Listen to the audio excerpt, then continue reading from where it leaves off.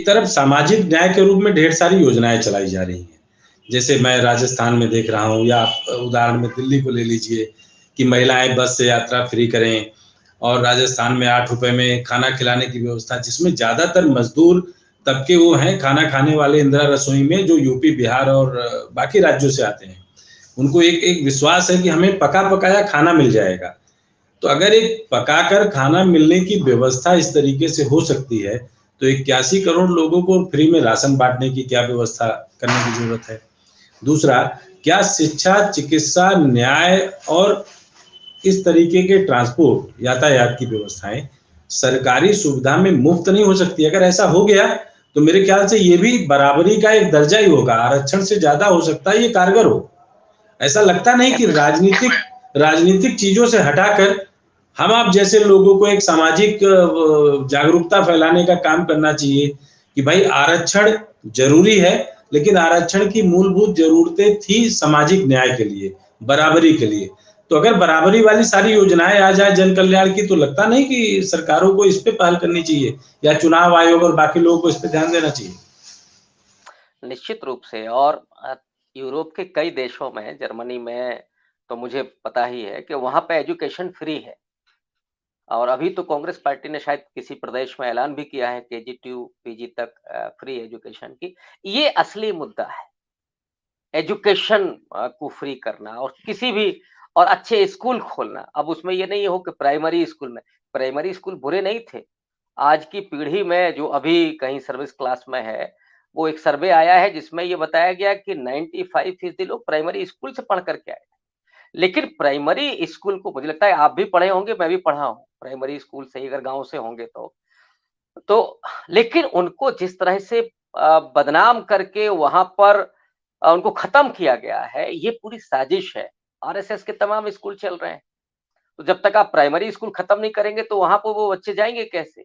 जब वो बच्चे जाएँगे तभी आप उनका ब्रेन वॉश करेंगे, तभी आप मुसलमानों के खिलाफ, दलितों के खिलाफ ये सब भावनाएँ पैदा करेंगे। तभी उनके हाथ में आप त्रिशूल और तलवार थमाएँगे, जो तमाम तरह के चित्र हम लोगों ने देखे हैं। तो असल में खेल वो चल रहा है कि गरीब आदमी को गरीब बनाए रखने के लिए, उसको दास बनाए रखने के लिए ये सारा खेल हो रहा है। कहीं वो किसी बढ़ई का बेटा कलेक्टर ना बन जाए, किसी नाई का बेटा कहीं इंजीनियर ना बन जाए, किसी जाटव को मोची का बेटा कहीं एमबीए ना कर ले। ये आरएसएस के लिए बड़ी चिंता है, क्योंकि उन्हें तो यथास्थिति रखना है वो वाली। अभी हमने 1-2 बाबाओं का इंटरव्यू सुना कि 2026 में हिंदू राष्ट्र बनेगा और मनुस्मृति लागू होगी। मतलब इस देश में मनुस्मृति ये 21वीं शताब्दी में चल रहे हैं और बात कर रहे हैं चौथी 5वीं शताब्दी की। तो बड़ा स्थिति खराब है और ऐसे लोगों को समाज ने पूजा। मुझे लगता है कि इससे तो बाबा लोग अपना जो सम्मान है वो बर्बाद कर रहे हैं। ये कहाँ सियासत के चक्कर में पड़े हुए हैं, इनको सुधरने की ज़रूरत है। जिन बाबाओं से हम कभी ज्ञान लेते थे, आज बैठ कर के हम उनको ज्ञान दे रहे हैं कि भाई ये सियासत के चक्कर में मत पड़ो। आपकी महिमा तभी है जब आप लोगों के कल्याण की बात करेंगे, और जो जन कल्याणकारी योजनाएँ ये सरकार की अपनी ज़िम्मेदारी है। एक वो दौर था नेहरू का जब अनाज नहीं था खाने के लिए, और हम लोग जानते हैं कि इंदिरा गांधी के समय तक वो RR-21 गेहूँ अमेरिका से आता था, जिसको लेकर के अमेरिका ने 1-2 बार बड़ी हठ धर्मता भी की। उसके बाद निकला वो ना हरित क्रांति आती है, और आज हम 144-45 करोड़ की आबादी के बावजूद उससे ज़्यादा पैदा कर रहे हैं। ये इसी भारत के किसानों ने किया ना।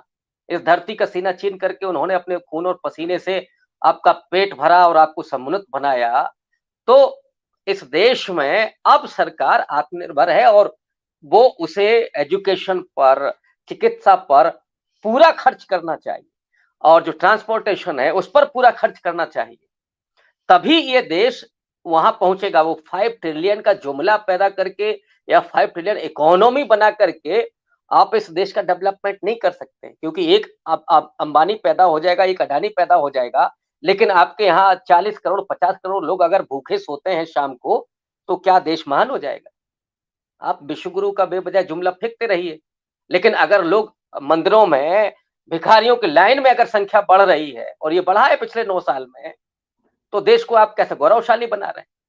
या आपको तो शर्म आनी चाहिए। मणिपुर की महिलाएं, इनको नंगा करके घुमाया जा रहा था और प्रधानमंत्री खामोश बैठा हुआ था। ये डूब मरने की बात है। आप कैसे देश को महान बना सकते हैं? आप प्रधानमंत्री हैं, आपको कौन-सा संविधान का अनुच्छेद काम करने से रोक रहा है? कौन विपक्ष आपको कह रहा है कि मणिपुर में आप शांति ना करिए और जो उसमें इन्वॉल्व थे उन लोगों को सजा ना दिलवाइए? ये तो नहीं है ना। या चाइना घुसपैठ कर रहा है तो कौन विपक्ष का आदमी रोक रहा है आपको? लेकिन दरअसल आपको वो नहीं करना है।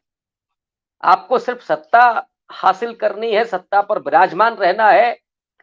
अम्बा अडानी साहब को दुनिया का दूसरा नंबर ही बना ही चुके हैं, नंबर 1 बनाने का सपना देख रहे थे और उसमें भी छाती पीट करके बोलते कि साहब 56 इंच तब हमने दुनिया का सबसे अमीर आदमी बनाया। एक हिंडनबर्ग की रिपोर्ट ने रसातल तक पहुंचा दिया उनको।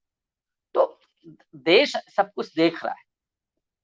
इस देश के लोग बड़े अच्छे हैं, बहुत भोले लोग हैं और मोदी जी की असफलता के बावजूद उन्होंने दूसरी बार उनको मौका दिया। ये है हमारे लोगों में कि वो चाहते हैं कि नहीं साहब 5 साल में हो सकता है मौका ना मिला हो। मोदी जी से उम्मीद थी तो वो एक मौका और देते हैं, लेकिन तीसरा मौका नहीं देते। इसीलिए अब मोदी